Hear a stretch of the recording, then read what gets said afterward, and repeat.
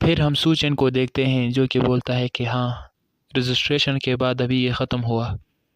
Laptop में सूचन के लिए एक नोटिफिकेशन आई थी जिसमें लिखा था कि ओरिएंटेशन अभी कुछ देर में स्टार्ट हो जाएगा, जिसको देखकर सूचन बोलता है कि मुझे अभी डिपार्टमेंट रूम में जाना पड़ेगा, तो अभी ये ख़त्म नहीं हुआ। फिर हम एक बड़ी बिल्डिंग का सीन देखते हैं जहाँ पर दो सिक्योरिटी गार्ड ने सूचन को पकड़ा हुआ था। वो दो गार्ड सूचन को उस जगह से बाहर धक्का देकर बोलते हैं कि ये जगह रिस्ट्रिक्टेड है, यहाँ सिर्फ स्टूडेंट और नेस्ट के मेंबर ही आ सकते हैं। जिस पर सूचन बोलता है कि मैं भी तो एक स्टूडेंट ही हूँ। जिस पर वो गार्ड बोलते हैं कि अगर ऐसी बात है तो तुम हमें अपने स्टूडेंट आईडी क्यों नहीं देते और हम उसके बदले तुम्हें अंदर जाने देंगे।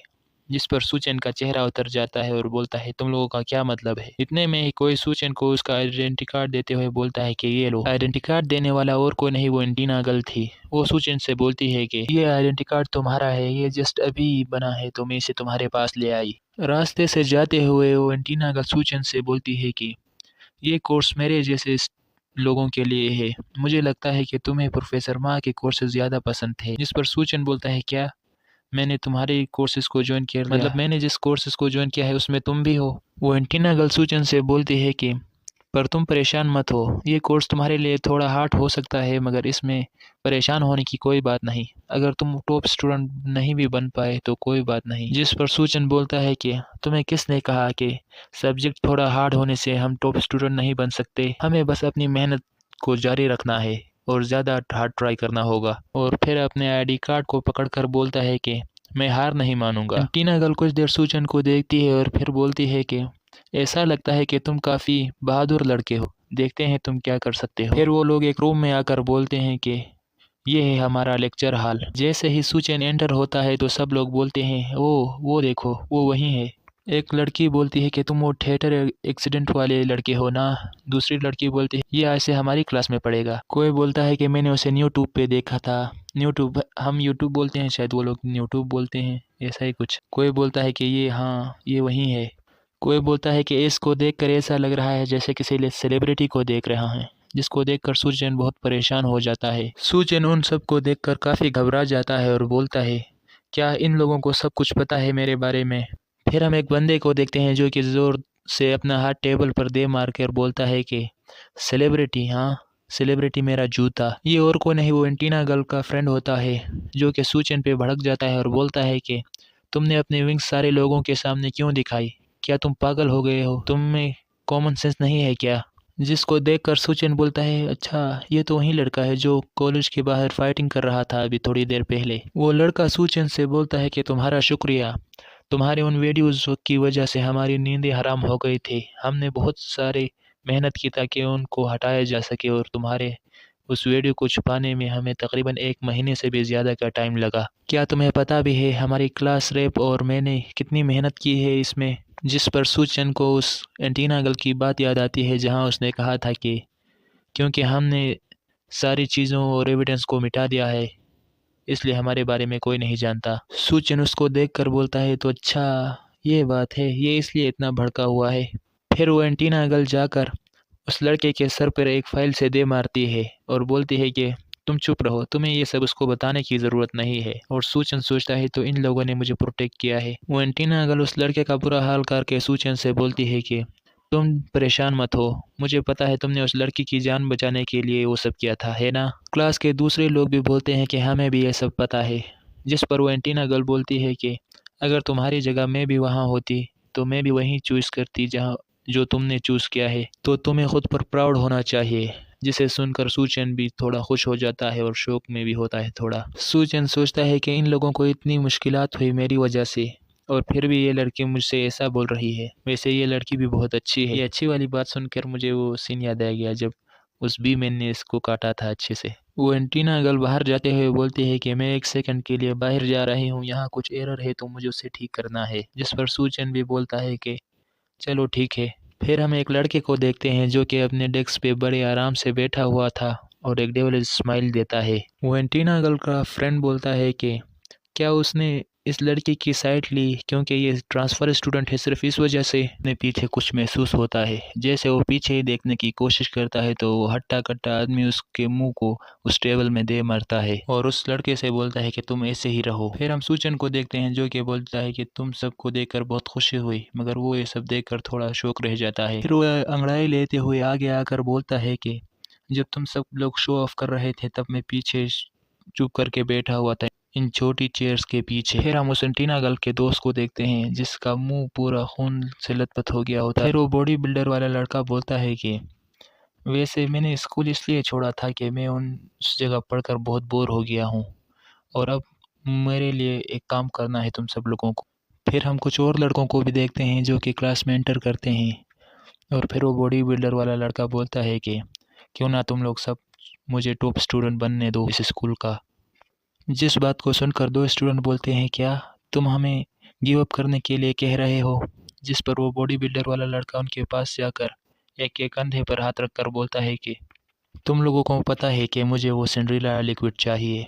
वैसे मुझे तुम्हें ज़्यादा एक्सप्लेन करने की ज़रूरत नहीं, मगर तुम लोग सिर्फ मेरे लिए एक काम और उस लड़की का स्टूडेंट आईडी को लेकर बोलता है कि तुम मुझे बस इस सेमेस्टर अपनी स्टूडेंट आईडी दे दो और मैं अकेला लड़का बचूंगा जो इस क्लास में आएगा।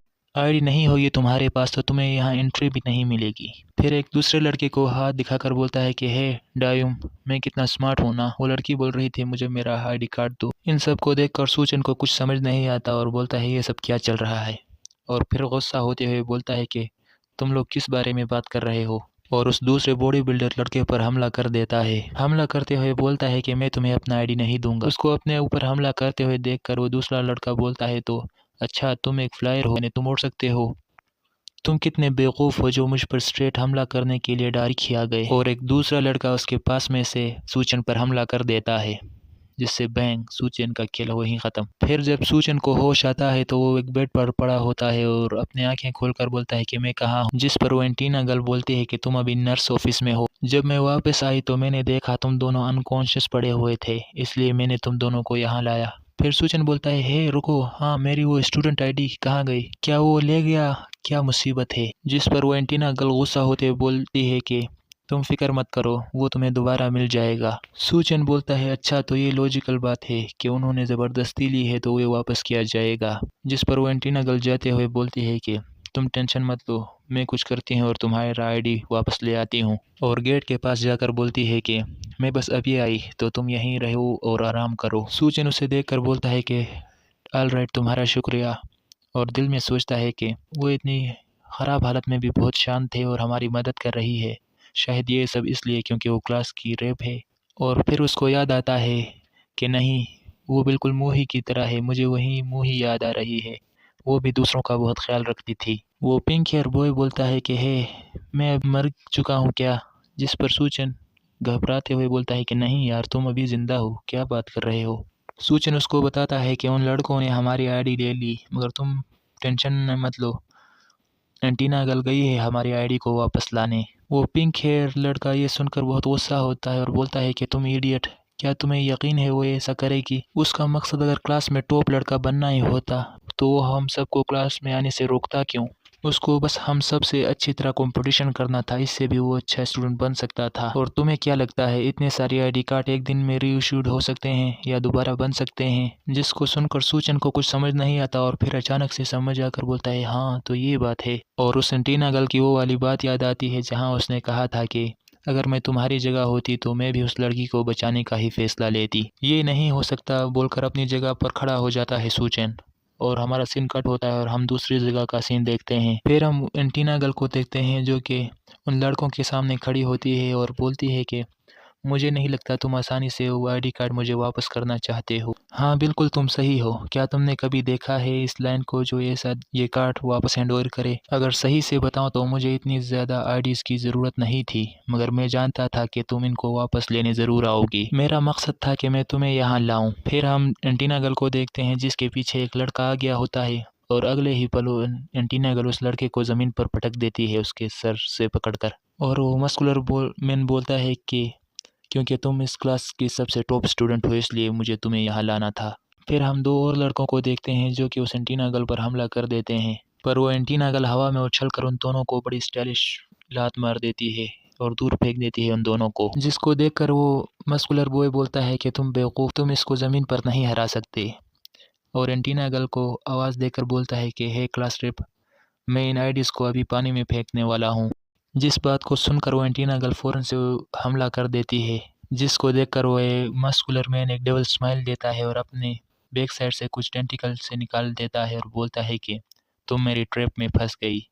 उस टेंटिकल्स या पैर वगैरह जो भी हैं उनको देखकर वो एंटीना गर्ल भी शॉक रह जाती है, मगर वो उसके पेट को लग जाते हैं और उसको इंजर्ड कर देते हैं बहुत ज़्यादा। और फिर हमको इस मस्कुलर बॉय की आइडेंटिटी बताई जाती है कि ये जायंट वाटर बग है जो कि वाटर में सबसे स्ट्रॉन्गेस्ट इंसेक्ट माना जाता है। उस वाटर बग बॉय का हमला इतना ज़ोरदार होता है कि वो इस एंटीना गर्ल को पानी में फेंक देता है। वो एंटीना गर्ल पानी से हाँफते हुए बाहर निकलने की कोशिश करती है, मगर वो वाटर बग लड़का उस पर हमला कर देता है दोबारा से। एंटीना गर्ल को डुबाते हुए वो वाटर बग इंसेक्ट लड़का बोलता है कि तुम्हें अपने रास्ते से हटाने के बाद मेरे लिए टॉप स्टूडेंट बनना ऐसे होगा जैसे एक पीस ऑफ केक, और इसीलिए मुझे शक हुआ कि मैं तुम्हें अगर कैंपस में मार देता, लेकिन फिर मैंने तुम्हारे लिए कुछ और सोचा। जिससे सुनकर एंटीना गर्ल बहुत शौक हो जाती है, मगर वो खुद को छुड़ा नहीं सकती थी इस वाटर बग बॉय से। लेकिन अगर अभी तुम डूब के मर गई तो तुम्हारे बारे में किसी को पता नहीं चलेगा। उस वाटर बग इंसेक्ट के साथ ही बोलते हैं कि हे बॉस, तुम अपना पूरा टाइम ले सकते हो इसे और